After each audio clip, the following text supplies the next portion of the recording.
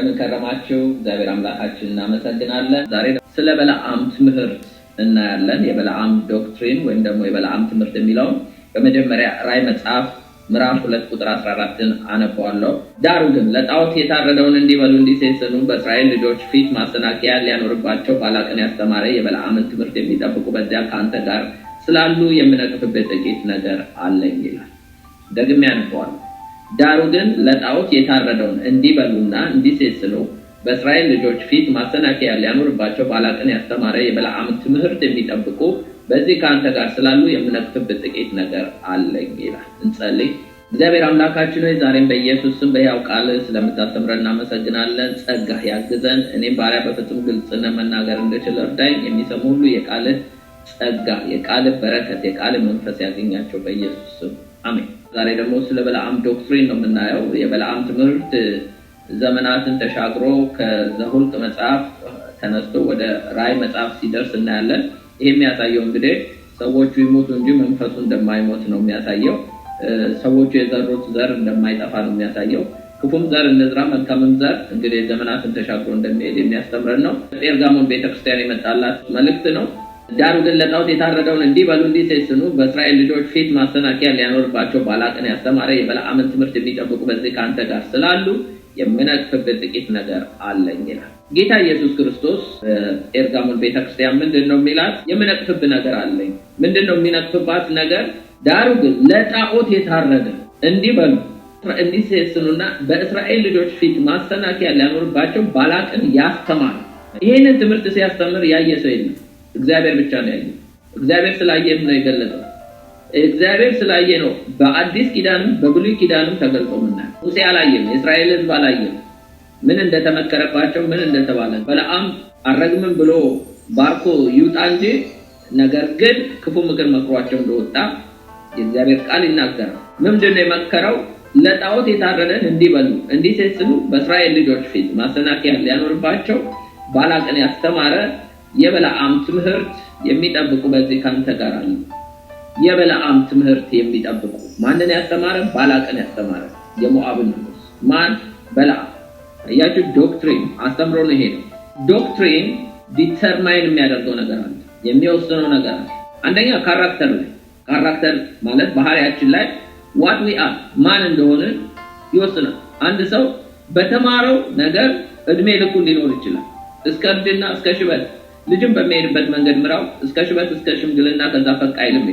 ሌላው ቢሄቪየር፣ ይሄ ደግሞ what we do የምናደርገውን ነገር ይወስናል።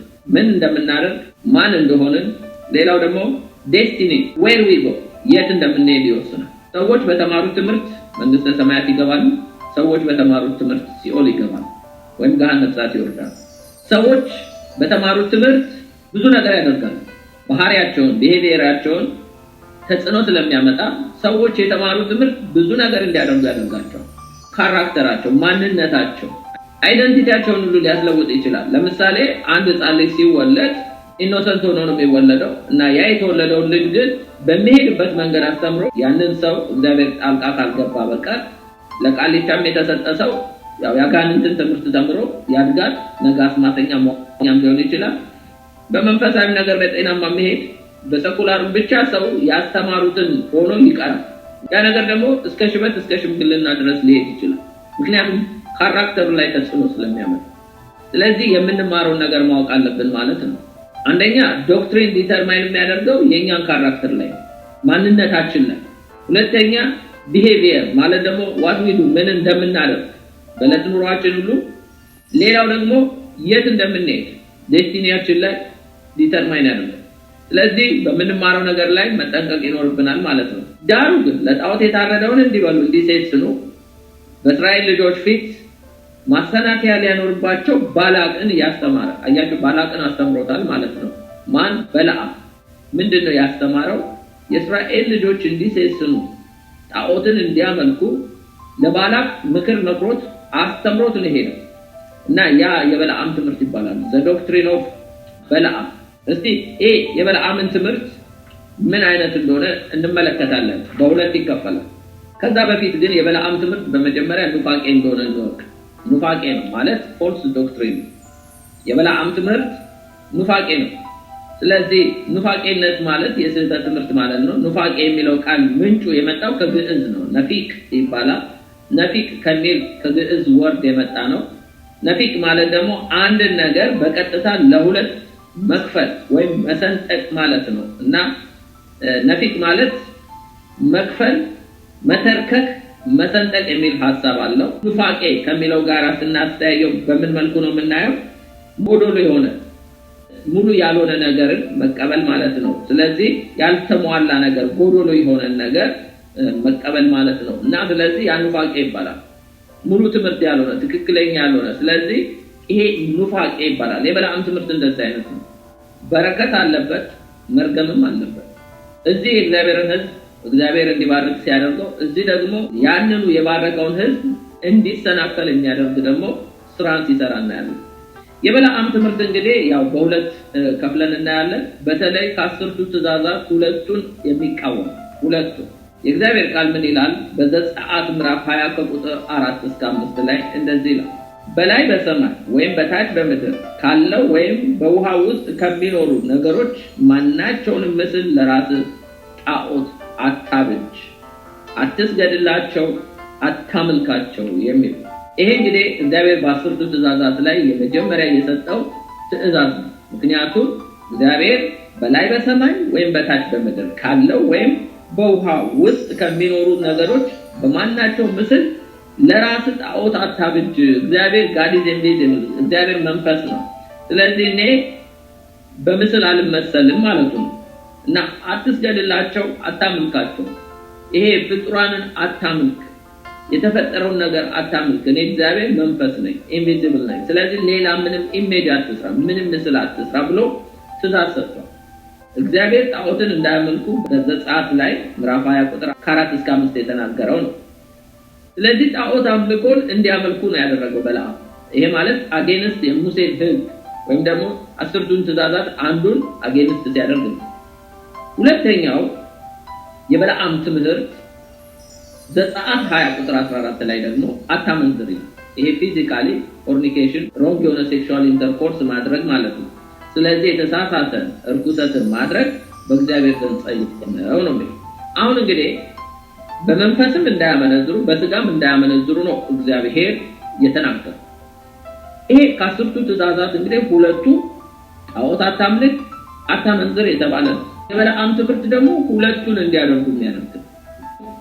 ቅድም እንዳነበብኩላችሁ እንግዲህ የእስራኤል ሕዝቦች ዘኍልቍ 25 ከ1 እስከ 3 አነበዋለሁ። ዘኍልቍ 25 ከ1 እስከ 3 ምን ይላል? እስራኤል በሴጢም ተቀመጡ ይላል። ሕዝቡም ከሞዓብ ልጆች ጋር አያችሁ፣ ሞዓባዊ ንጉሱን አስተምሮት ስለሄደ ባላቅም፣ ስለዚህ ከሞዓብ ልጆች ጋር ያመነዝሩ ጀመረ። ማን? የእስራኤል ሕዝቦች ከምድረ በዳ የመጡ ከግብጽ የመጡ ከግብጽ የወጡ በምድረ በዳ ተጉዘው የመጡ የት ያመነዝሩ ጀመር? ከሞዓብ ልጆች ጋር ያመነዝሩ ጀመር ይላል። ሕዝቡም ወደ አምላኮቻቸው መስዋዕት ጠሩ። አያችሁ፣ ጠላት እንግዲህ ግብዣ ቀረበላቸው። ማመንዘር ብቻ ሳይሆን እንደገና ጣዖቶቻቸውን እንዲያመልኩ ለመስዋዕት ጠሯቸው።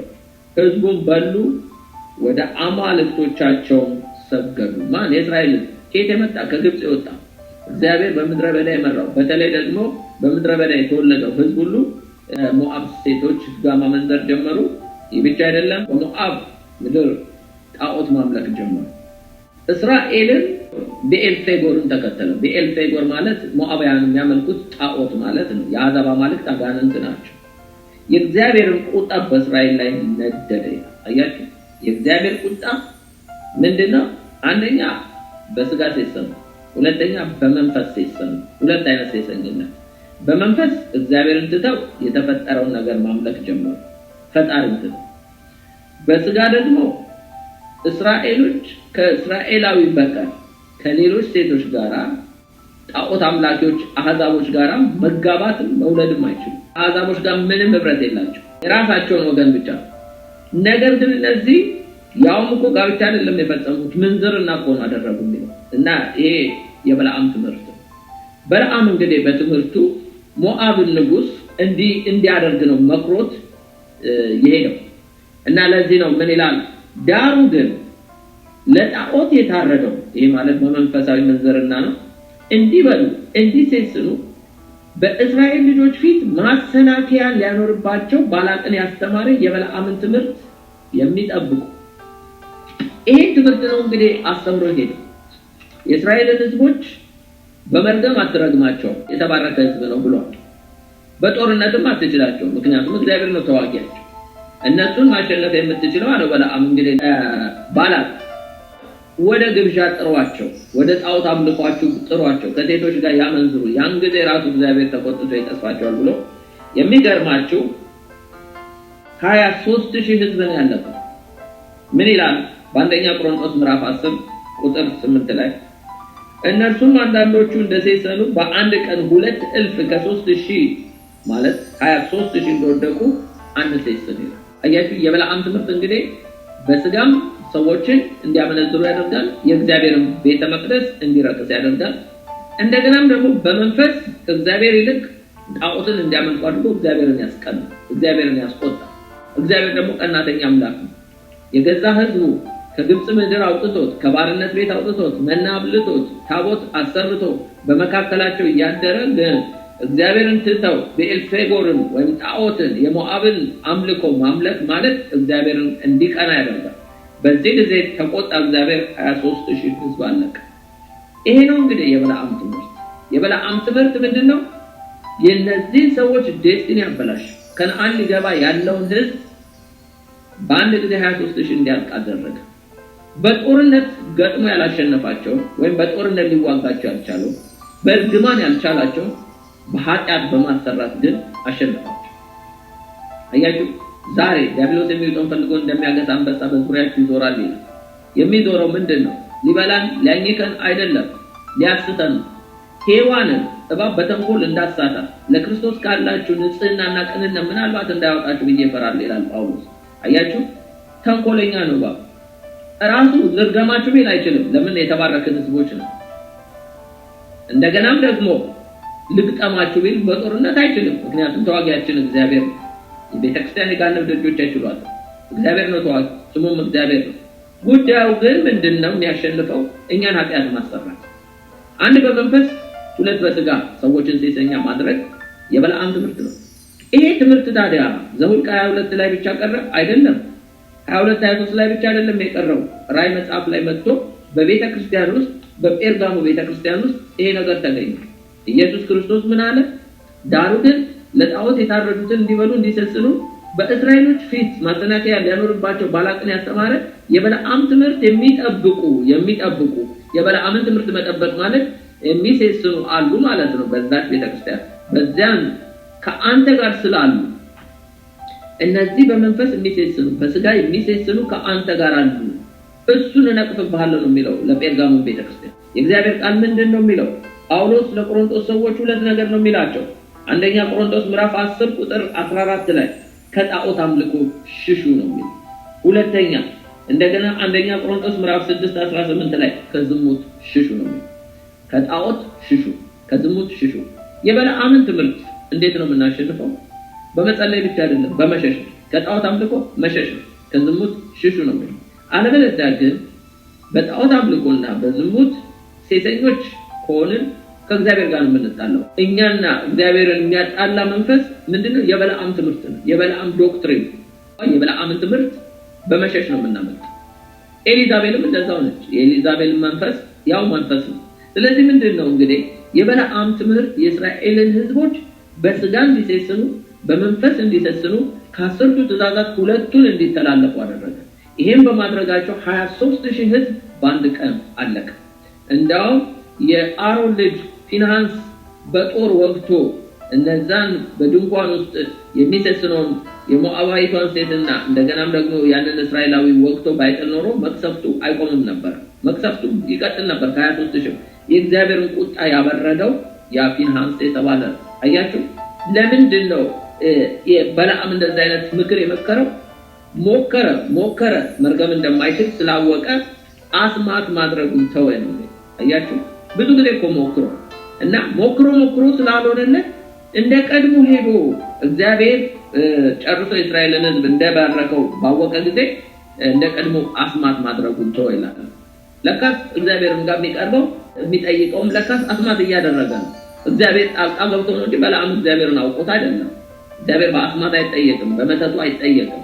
እግዚአብሔር ግን በትክክለኛ መንገድ በጾም በጸሎት ፊቱን ነው የሚፈልገው። በለዓም ግን ልክ ለአጋንንት እንደሚያደርገው መስዋዕት እያደረገ ነው። እግዚአብሔር ጣልቃ ባይገባ ኖሮ የእስራኤልን ሕዝብ ሊረግማቸው ነበር የወጣው።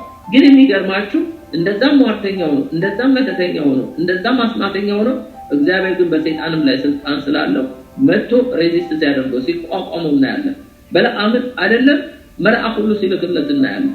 መልአክ ይዞ ልኮ በመንገዱ ነው ሲቆም። ለምን? ይሄ ሰው ገንዘቡና ክብሩ ስላማለለው ያንን ገንዘብ ለማግኘት ሲል ክፉ ምክር መክሮ ሄደ፣ ክፉ ትምህርት አስተምሮ ሄደ። ማንን? ባላቅን። ለዚህ ነው ለጴርጋሞን ቤተክርስቲያን የሚላት ምንድነው? የታረደውን እንዲበሉ እንዲሰስኑ በእስራኤል ልጆች ፊት ማሰናከያ እንዳይኖርባቸው ባላቅን ያስተማረ። ለምን አስተምሮ ሄደ? በቃ እግዚአብሔር ባርክ ብሎታል። ባርኮ ለምን አለኝ? አያችሁ፣ ይመኝ ነበር ማለት ነው ያን ገንዘብ። ለዚህ ነው ያን ብር ከሚቀርብኝ ያንን ባላቅ ያዘጋጀልኝን ስጦታ ከሚቀርብኝ አትሊስት በዚህ መክሬው ስጦታውን ልቀበል ብሎ ነበር። ተሳካለ እና 23000 ህዝብ አስጨረሰ። አይገርማችሁ? ስለዚህ የበለዓም ዶክትሪን ዛሬም ይሰራል። ዛሬም በቤተክርስቲያን እንግዲህ በጥንቷ ቤተክርስቲያን ከሰራ አሁንም ይሰራል። አሁንም የበለዓም ትምህርት የእግዚአብሔርን ህዝብ ከጣዖት አምልኮ ከእግዚአብሔር ይልቅ ህዝቡ ሌላ ነገር እንዲከተል የሚያደርግ የበለዓም ትምህርት ነው። እግዚአብሔር ይሄንን ነቅፍብሃለሁ ይላል። ሌላው በስጋ ሰዎችን ሴሰኞች የሚያደርግ የእግዚአብሔርን ህዝብ እኮ ነው ወገኖቼ። ከግብጽ የወጣውን ህዝብ እኮ ነው። በረሃ አቋርጦ የመጣውን ህዝብ እኮ ነው። እግዚአብሔር የቀደሰውን ህዝብ እኮ ነው። እግዚአብሔር በመካከሉ ያደረውን ህዝብ እኮ ነው። እግዚአብሔር የኔ ያለውን ህዝብ እኮ ነው ጣዖት ያስመለከው እንዲያመነዝር ያደረገው። እና ስለዚህ ይሄ በበረሃ ስንት ነገር እያለፈ የመጣ ህዝብ እዚህ ሞዓብ ላይ ግን ሲደርስ በሴቶች ሲሸነፍ በጣዖት ሲሸነፍ በኤል ፌጎርን ሄዶ ሲያመልክና በለዓም ይሄንን ነው እንግዲህ ትምህርቱ ያስተማረው። የምነቅፍብ ነገር ይታለ ይላል። ዛሬ ወገኖቼ እንግዲህ ከበለዓም ትምህርት ለመትረፍ መሸሽ ብቻ። ከዝሙት ሽሹ፣ ከጣዖት አምልኮ ሽሹ ነው የሚለው ጳውሎስ። እንግዲህ ለዚህ ነው ለቆሮንቶስ ክርስቲያኖች ከእነርሱ አንዳንዶቹ እንደ ሴት ሰሙ። በአንድ ቀን ነው የሚለው በአንድ ቀን 2000 ከ3000 ማለት 23000 እንደወደቁ አንድ ሴት ሰሙ። እናንተ የቆሮንቶስ ክርስቲያኖች እግዚአብሔር ጣዖትን አምልኮ ሴሰኝነትን ይጠላል። ስለዚህ በመንፈስም በስጋም አትሴሰኑ። በአንድ ቀን 23000 ህዝብ እንዳለቀ እናንተም ስትሴሰኑ እንዳትገኙ ይላል። ምክንያቱም በቆሮንቶስ ቤተክርስቲያን ውስጥ በዓለም እንኳን የሌለ የሴሰኝነት መንፈስ ያለበት ሰው ተገኝቶ ነበር። ያም ደግሞ ኃጢአት ጎልቶ በአንደኛ ቆሮንቶስ ምዕራፍ 5 ላይ ማየት ይቻላል። ይህ አይነቱ በዓለም እንኳን አልነበረም ይላል ጳውሎስ። አያችሁ፣ የበለዓም ትምህርት እንግዲህ ዛሬም ይሰራል ማለት ነው። ታዲያ ከዚህ ከበለዓም ትምህርት በመሸሽ ነው። መጸለይ ጥሩ ነው፣ ቃሉን ማንበብ ጥሩ ነው፣ ፌሎሺፕ ማድረግ ጥሩ ነው። ነገር ግን ፈታኝ ሲመጣ ሊፈትነን ሲመጣ ሽሹ ነው የሚለው፣ አምልጡ ነው የሚለው። ዮሴፍ በጲጥፋራ ቤት መታ የጲጥፋራ ሚስት ልብሱን በያዘች ጊዜ ልብሱን ጥሎላት ነው የሸሸው፣ ሮጦ ነው ያመለጠው። ዳዊት ግን ሮጦ አላመለጠም። ነገር ግን ይሄ ቴምፕቴሽን ሲመጣበት ቀጥታ ሄዶ ነው ያለቀው። ስለዚህ ወገኖቼ ዛሬ ወደ ዳዊት የመጣ ቴምፕቴሽን ወደኛ ዳዊት የተፈተነው በራሱ ምኞት ሲሳብ ሲታለል ነው። ዮሴፍ ግን እሱ ባላሰበው ሁኔታ ከውጪ የሷ ምኞት የሷ ፍላጎት ነው የመጣበት። ዳዊት ግን የራሱ ሲንፉል ኔቸር የራሱ አዳማዊ ባህሪ ነው ፈትኖት የወደቀው። ስለዚህ ሰይጣን በውስጥም በውጭም ሊፈትነን ይችላል። በውጭ እንደ ጲጥፋራ ሚስት ሊመጣ ይችላል። በውስጥ ደግሞ በራሳችን ምኞት ስንሳብ ስንታለል ልንፈተን እንችላለን። ስለዚህ ከዝሙት ሽሹ ይላል። የበለዓም መንፈስ፣ የበለዓም ትምህርት፣ የበለዓም ዶክትሪን ዛሬም በሰይጣን ይሰራል። ዛሬም በለዓም ይሙት እንጂ በበለዓም ላይ ያለ የስህተት መንፈስ ዛሬም ይሰራል። አጋንንት መንፈስ ዛሬ ሐሰተኛ ነቢያቶች፣ ሐሰተኛ ሐዋርያቶች፣ ሐሰተኛ አስተማሪዎች፣ ሐሰተኞች የተባሉት በሙሉ በበለዓም መንፈስ ነው የሚመላለሱት። ለዚህ ነው የእግዚአብሔርን ሕዝብ ሴሰኛ የሚያደርጉት። ከእግዚአብሔር ይልቅ ከመስቀሉ ይልቅ ከክርስቶስ ይልቅ ወደ ሌላ ነገር እንዲያዩና ሌላ ነገር እንዲከተሉ ያደርጋል። በስጋም ደግሞ ሴሰኞች እንዲሆኑ ትዳራቸውን እንዲፈቱ ሰዎች እንዲያመነዝሩ የሚያደርግ ይሄ የበለዓም ትምህርት ነው። የበለዓም ዶክትሪን ዛሬም በቤተክርስቲያን አለ ወገኖቼ። በጴርጋሞን ቤተክርስቲያን ይሄ ስላለ ነው የምነቅፍብ ነገር አለ ይላል። ስለዚህ ወገኖቼ ከበለዓም ትምህርት መሸሽ ነው። እንደዚህ አይነት ነገር ፈተና ካለ ከዛ አካባቢ መራቅ ነው። የውሸት አስተማሪዎችም ከሆኑ እንደዚህ አይነት ነገርን ፕሮቮክ የሚያደርጉ ሰዎች የሚያነሳሱ ከሆነ ከዛ መሸሽ ነው፣ ሽሹ ነው የሚለው እግዚአብሔር ቃል። ምክንያቱም የበለዓም ትምህርት ከእግዚአብሔር ጋር ነው የሚያጣላ። የበለዓም ትምህርት ራሱ እግዚአብሔር እንዲቀጣን ነው የሚያደርጉ። የበለዓም ትምህርት ሰውን ከእግዚአብሔር የሚለያይ አያችሁ፣ ሰውን ጣዖት አምላኪ አድርጎ ሰውን ከአሕዛብ ጋር ከጣዖት አምላኪዎች ጋር የሚያጋባ ነገር ግን ከእግዚአብሔር ጋር የሚለያይ ነው። የበለዓም ትምህርት ከቅድስና ህይወት ወደ እርኩሰት ህይወት የሚያመጣ ነው። የበለዓም ትምህርት ከእግዚአብሔር አምልኮ ወደ ጣዖት አምልኮ የሚያመጣ ነው። የበለዓም ትምህርት ከንጹህ ቅድስና ህይወት ወደ እርኩሰት፣ ወደ ምንዝርና፣ ወደ ግልሙትና የሚያመጣ ነው። የበለዓም ትምህርት ይሄ ነው። ስለዚህ የበለዓም ትምህርት 10ቱን ትእዛዛት ውስጥ 2ቱን አጌንስት የሚያደርግ ነው፣ እንዲሻር የሚያደርግ ነው። ስለዚህ እግዚአብሔር ደግሞ ይሄንን ይጸየፈዋል፣ ይሄንን ይጠላዋል። ስለዚህ ከዚህ አይነት ኑፋቄ ትምህርት በመሸሽ ነው የምናመልጠው። እና ዛሬ እንግዲህ የምተውላችሁ ምንድነው የበለዓም ትምህርት በሁለት እንደሚከፈል ነው። አንደኛው መንፈሳዊ ምንዝርና ጣዖት ማምለክ ነው። ሁለተኛ በስጋ ማመንዘር። ይሄ የእግዚአብሔርን ቤተ መቅደስ ሰውነታችን የእግዚአብሔር ቤተ መቅደስ ነው። በዚህ ቤተ መቅደስ በዚህ ቅዱስ ቤት እርኩሰትን በማድረግ ኃጢአትን በማድረግ የእግዚአብሔርን ቤት ማፍረስ የለብንም። ስለዚህ እግዚአብሔር ቅዱስ ነውና እሱ እኔ ቅዱስ እንደሆንኩ ቅዱሳን ሁኑ ተብሏል። ከዝሙት ሽሹ ተብሏል። እንደገናም ደግሞ ጣዖትን ከማምለክ ሽሹ ተብሎ ተጽፏልና ስለዚህ ከበለዓም ዶክትሪን በመሸሽ ነው የምናመልጠው። ይሄ ደግሞ በኤሊዛቤልም ላይ የሚሰራ መንፈስ ነው፣ በኒቆላውያንም ላይ የሚሰራ ነው። ሆኖም ግን የበለዓም ትምህርት ብዙዎችን ያሰናከለ ዛሬም ድረስ እያሰናከለ ያለ ነው። ስለዚህ መንፈሱ ይሙት እንጂ ስቲል ስላልሞተ ትምህርቱ ዶክትሪኑ ስለሚሰራ ለዚህ ነገር ደግሞ ቸልተኞች ዝምተኞች ብንሆን የእግዚአብሔር ቃል ይሄን የምነቅፍብህ ነገር አለ ይላልና መጠንቀቅ አለብን። ጌታ ይባርካችሁ። ለዛሬ እዚህ ላይ አበቃለሁ። እንጸልይና እንጨርስ። እግዚአብሔር አምላካችን በኢየሱስ ክርስቶስ ስም ከበለዓም ትምህርት እንድንጠበቅ መክረህናል፣ አስተምረህናል። የበለዓም ትምህርት እንግዲህ በመንፈስም በስጋም ሴሰኛ የሚያደርግ ነውና 10ቱን ትእዛዛት 2ቱን የሚሽር ነውና ጌታው ከዝሙት ሽሹ ከጣዖት አምልኮ ሽሹ ተብሎ ተጽፏልና እንግዲህ ጌታው በኢየሱስ ክርስቶስም በመሸሽ ወደ አንተ እንድንቀርብ ብቻ ትረዳን ዘንድ እንጸልያለን። ከአንተ ፍቅር ከአንተ ህይወት የሚነጥለን እነሆ ኃጢአት በማሰራት እነሆ ጌታው ገንጥሎ የሚያወጣንን ነገር ሁሉ በኢየሱስ ክርስቶስም እንድንቃወመው ትረዳን ዘንድ እነሆ ጌታው የበለዓምን ትምህርት አጌንስት እንድናደርግ ትረዳን ዘንድ ጸለይ።